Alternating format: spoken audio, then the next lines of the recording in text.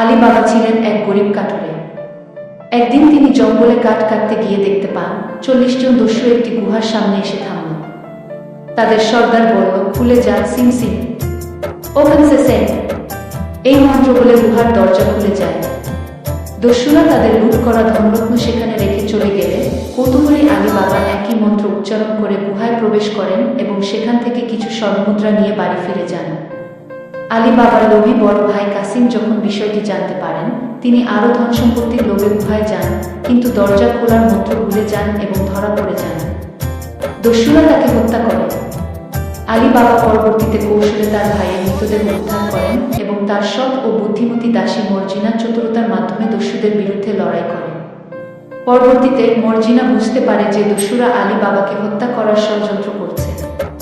সে বুদ্ধিমত্তার সাথে দস্যুদের নেতা ও বাকি দস্যুদের পরাস্ত করে। শেষ পর্যন্ত আলী বাবা ও তার পরিবার নিরাপদ